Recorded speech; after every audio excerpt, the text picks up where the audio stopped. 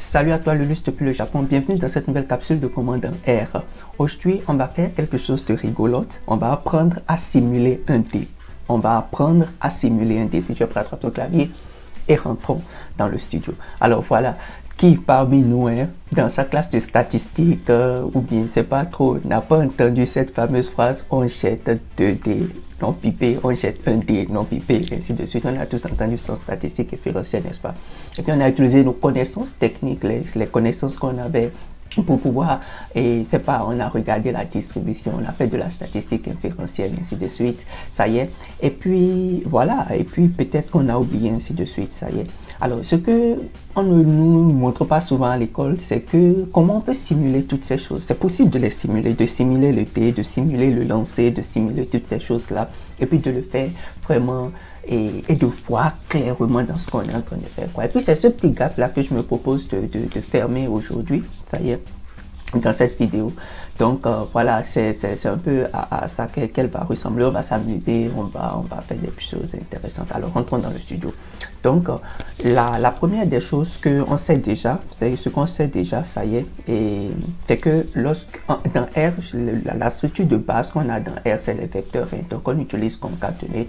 Je peux faire par exemple C 1, 2, 3, 4, 5, un truc du genre 6, et puis ça me fait 1, 2, 3, 4, 5, 6, on est d'accord. Donc je peux faire ça, je peux appeler ça la D, créer un objet et le mettre dedans. Donc je l'appelle D, et puis si je fais D, on fait comme ça, on est d'accord. Voilà, donc ça c'est une façon de faire. Ça y est, regarde ce que je viens de faire là. J'ai effacé, tu sais, dans les versions antérieures de R, si tu fais ça, c'est que ce que tu as fait là, tu l'as perdu complètement. Hein. Ça y est. Maintenant, dans les versions récentes, c'est pourquoi je te demande, je t'invite à utiliser RStudio, à utiliser une version récente de RStudio. Si je fais CTRL-Z, CTRL et puis Z, ça y est, ce que tu as effacé peut revenir. CTRL et puis Z. Si tu es en train d'utiliser un ordinateur Windows, si tu es en train d'utiliser un ordinateur Mac, tu fais certainement commande et Z, ça va revenir. On est d'accord? Donc, bon, ça c'était une parenthèse. Et donc, et ça, je disais donc que c'était une façon de faire la chose. Donc, on peut aussi faire 1 à 6 comme ça et on aura le même résultat, c'est la même chose. Donc, on crée un vecteur de base, on va appeler notre D.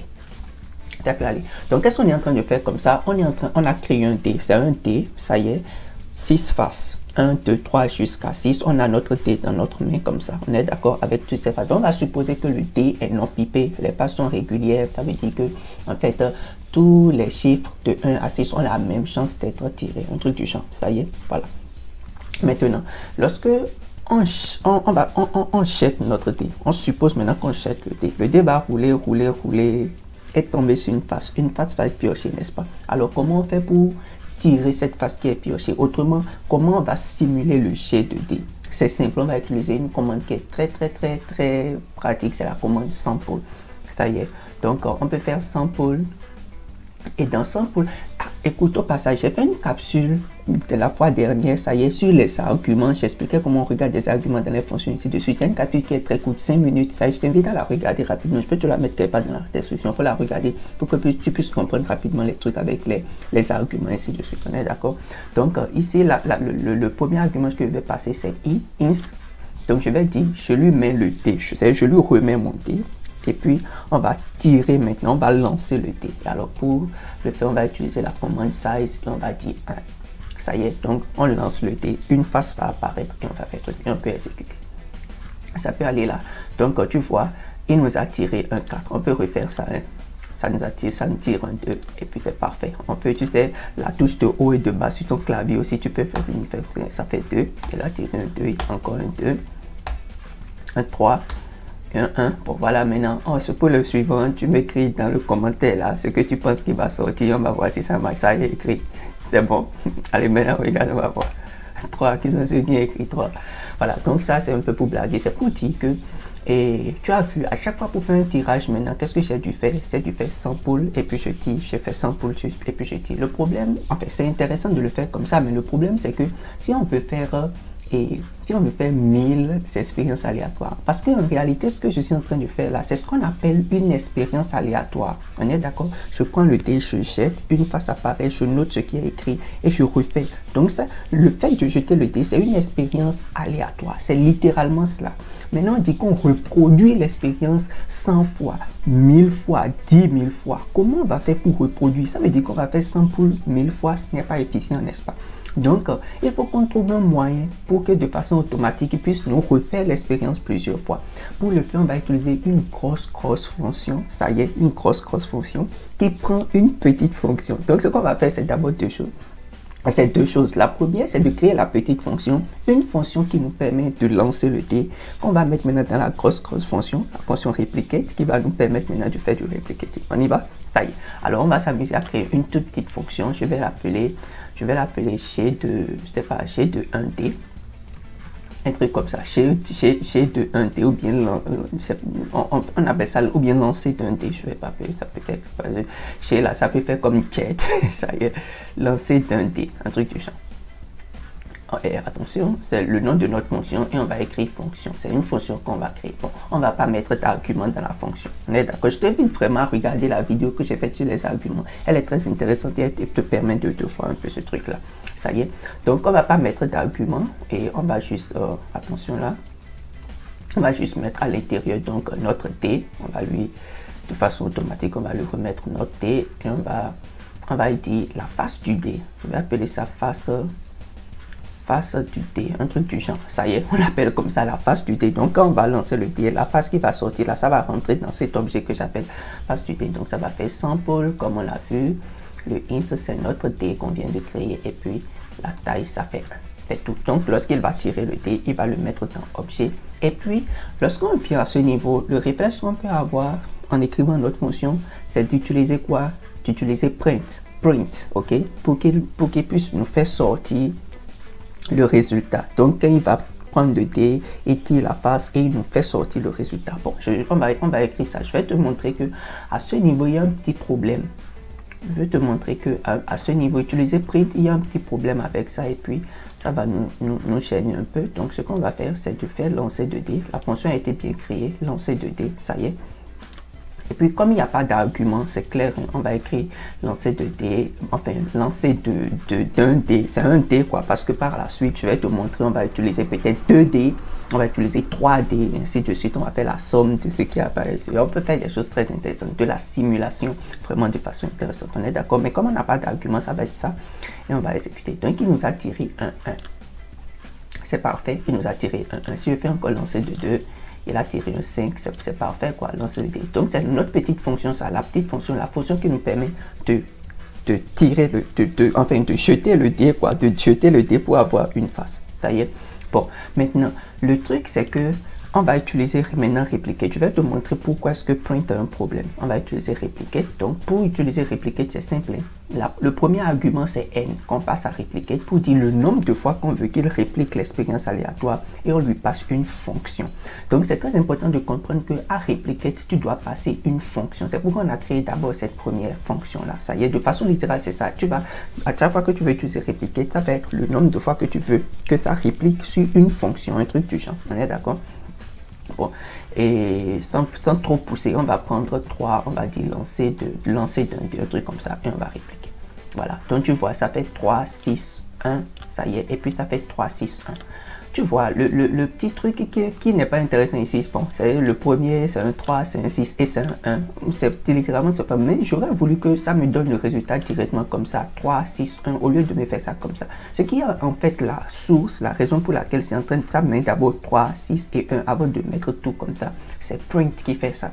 C'est à cause de print, on est d'accord. C'est pour cela que je ne recommande pas vraiment d'utiliser print. On va utiliser une astuce. L'astuce qu'on va utiliser, ce sera la somme ou le produit. La somme ou le produit, on est d'accord? Parce que souviens-toi que la somme en réalité c'est, bon, enfin on peut utiliser la différence hein, et utiliser aussi la division, mais somme produit parce que la somme ou bien comment on va dire, la différence c'est une somme particulière, on est d'accord? Et tu te souviendras aussi que la division c'est un produit particulier. C'est pour ça que ces deux fonctions, somme et produit, sont très intéressantes et puis c'est ça qu'on va utiliser. Donc on va utiliser somme. Et donc, si je fais somme, ce qu'il va prendre ici dans face 2D là, il va faire la somme de ce nombre-là plus 0, parce qu'il n'y a plus rien. Ce ne sera qu'un seul élément qui a à l'intérieur de cet objet-là, la face du dé. Et donc, on va exécuter maintenant et ça va se passer de tout. Là, c'est bon. Et puis, quand on réplique, tu vois, ça nous fait exactement ça. Bon, maintenant, tu peux me dire, Lulu, c'est de la triche. Peut-être que c'est pas les mêmes choses. Si c'était print et puis tu peux dire ça, n'est-ce pas? Bon, d'accord. Si tu ne me crois pas, on peut checker. On peut checker, on check. D'accord, je vais utiliser ces 7 ou bien 7 seeds. On va mettre, voilà, on va mettre un seed. D'ailleurs, je mets mon seed à 1 et à l'intérieur, on va utiliser print. Tu vas voir qu'en réalité, c'est les mêmes choses. Il n'y a pas de problème. Tu vois, ce que je suis en train de faire, c'est de fixer ce qui se passe à l'intérieur, quoi. Donc, maintenant, si je fais lancer de D1 et j'exécute, je réplique, tu vas voir que ça fait 4, 1 et 2. On est d'accord, un truc du genre. Quand je mets mon seed à 1, ça y est. Maintenant, regarde, je vais faire la même chose avec somme. Tu vas voir que c'est le même résultat qui va apparaître. C'est pour te confirmer le fait qu'en réalité, somme n'est pas en train ne gâte rien, quoi. Ça ne gâte rien. Et en réalité, ça nous facilite la tâche. Maintenant, si je fais répliquer, regarde maintenant, tu vois, c'est 4, 1 et 2. Ce que print nous avait donné, et puis ici 4, 1 et 2, les mêmes choses, seulement que somme nous donne l'avantage de ne pas avoir du blablabla, quoi. Tu vois, donc ça fait bien l'affaire, on est d'accord. Donc il faut utiliser somme, ça fait bien l'affaire, ça y est. Donc voilà, et lorsque on a notre fonction qui est faite comme ça maintenant, on peut répliquer notre expérience aléatoire le nombre de fois qu'on veut. On n'a qu'à faire 30 fois. On réplique, tu vois, ça c'est un jet de dé, on a jeté le dé 30 fois, tu vois, c'est tellement rapide, on a les choses comme ça. On est d'accord, on peut le faire 300 fois si tu veux. On vient de réaliser notre expérience 3 fois, c'est cool, non? Alors si tu kiffes ça, mets-moi un pouce bleu sur cette capsule pour ce qu'on a déjà fait jusque-là. Et puis si tu es là pour la toute première fois, je voudrais t'inviter à t'abonner. Ça y est, il faut t'abonner à cette chaîne. On est en train de grandir. Je crois qu'on a dépassé la barre des 500 ou bien on est autour des 500 maintenant. S'abonner sur cette chaîne. La communauté est en train de grandir. Je suis vraiment content. Je veux que beaucoup de personnes en profitent, qu'on en profite. Donc abonne-toi, ça y est. C'est pour que quand je mets une capsule en ligne, tu sois parmi les premiers à le savoir. Et puis, c'est pas partage, mets-moi un pouce bleu, encourage-moi, quoi. Et puis, encourageons-nous réciproquement pour que cette chaîne, elle continue de grandir et qu'elle continue d'être un bénéfice pour tout le monde. On est d'accord? Alors, merci beaucoup. Et donc, voilà un peu comment ça se passe. On peut faire, si tu veux, on peut aller à 3000, 30 000, c'est pas, et puis on le fait. Ça va faire pouf, et puis voilà. Donc, ça va nous dire qu'il y a encore plein, et puis voilà. Donc, on peut faire autant de lancers qu'on veut. Maintenant, le petit truc, c'est que, tu vois, on a des chiffres comme ça. C'est bon, mais pour le data scientist, le tech, enfin, ou le statisticien que tu es, l'expert que tu es en train de devenir, avoir des chiffres comme ça, c'est pas trop bien il faut utiliser de la visualisation. On est d'accord, on va visualiser cela. Et puis, comment on peut regarder tout cela pour voir en réalité la loi, l'uniformité, la normalité, les choses qu'on nous dit là, comment on fait pour voir ça, ce que je vais te montrer maintenant. Pour le faire, on va utiliser QuickPlot. Ça y est, on va utiliser QuickPlot parce que je suis déjà en train, doucement, on va commencer par transiter pour aller faire de belles choses, de belles techniques de visualisation. Ça y est, donc on va utiliser la librairie Tidyverse. Si tu ne l'as pas, il faut la télécharger. Tu mets une pause et puis tu la télécharges. On va utiliser Tidyverse. Ça y est, on va utiliser Tidyverse. Et puis dans Tidyverse, il y a une librairie, elle va se charger maintenant, ou bien, voilà, bon, j'ai l'impression que je travaille déjà avec Tidyverse, un truc comme ça, bon, bref. Donc si tu le fais chez toi, tu vas voir que plein de choses vont apparaître, ça y est, plein de choses vont apparaître, et puis ça va, ou bien je vais voir, package. Attends, je vais voir si je peux rapidement décocher, et puis... Mais de toute façon, ça va être ça. Hein. Bon, bref, on peut zapper sur ça alors. On peut zapper sur ça. Tu vas voir qu'il y a plein de choses qui vont apparaître, ça y est. Et puis tu vas voir quelque part là, c'est écrit ggplot2. C'est le package qu'on veut utiliser en réalité. À l'intérieur du ggplot2, il y a vraiment une commande très simple qu'on appelle QuickPlot. Je te montre. Si je fais par exemple ins, je fais une séquence, laisse-moi prendre une séquence de moins 10 à 10. Un truc du genre. Ça y est, bon, non, on va prendre ça par 0,5. Je vais dire by 0,5, un truc du genre, ça y est. Et puis on prend y, disons que y c'est ins au carré. on a int y comme ça, on est d'accord, donc celui-là c'était int y comme ça. À l'intérieur de librairie là, si tu ne fais pas tidyver, je vais écrire ça ici pour toi juste à titre illustratif, c'est la librairie ggplot 2. C'est-à-dire à l'intérieur de cette librairie là, il y a le quickplot, donc on va utiliser la commande quickplot. On peut mettre ici int et y et puis exécuter simplement. Tu vois, voilà ce qui va apparaître ici. C'est quelque chose de très joli, n'est-ce pas? C'est déjà très joli, n'est-ce pas? Voilà. Et ça commence par nous donner déjà une saveur de ggplot, ainsi de suite. On a un truc comme ça. Donc, les int de moins 10 à 10, les y de 0 à 10, de moins 10 à 10, de 0 à 100. Et puis voilà. Et puis, on peut faire les choses classiques qu'on connaît déjà. Hein. On peut faire, par exemple, on peut changer la couleur. Je peux mettre ça rouge. Et puis exécuter, voilà, on a quelque chose qui est rouge comme ça, qui change. On peut aussi changer un peu le thème là. C'est des choses que je vais faire plus tard. Je peux prendre le blanc et le noir, le thème blanc-noir, voilà, ça fait un truc comme ça. Ou bien je peux prendre du dark. Je prends du dark, thème dark. Et puis voilà, pour quelque chose. Tu vois que ça change déjà complètement le game. Et puis ça devient beaucoup plus intéressant, n'est-ce pas? Voilà. Donc, c'est un peu ça avec quickplot. Ça nous permet de faire de la visualisation. Donc, c'est ce qu'on va prendre en fait pour regarder le répliquer. Donc, je vais appeler ceci. On va appeler ceci. Je vais mettre ça dans une boîte. Je vais appeler ça n expérience. Le nombre d'expériences qu'on a fait. Ça, ou bien le nombre de réplications qu'on a fait. Je vais faire ça comme ça. On en prend 30 000 ou un truc comme ça. Bon, commençons d'abord par quelque chose de faible. Prenons 300 ou bien 30. Je sais pourquoi je fais ça sur moi. Ça y est. Et on exécute comme ça. Ça y est. Et donc, lorsqu'on va faire quickplot, on va prendre quickplot. On peut passer n expérience. Et puis, je vais prendre le bin width. Je vais le mettre à 0, le bin width. Je le mets à 0,5 pour que ce soit visible. Ce qu'on est en train de faire soit visible. Voilà. Et j'exécute. Parfait. Tu vois ce qui est en train de se passer ici. Et regarde. Ce graphique-là, ce qu'il est en train de nous dire est très simple.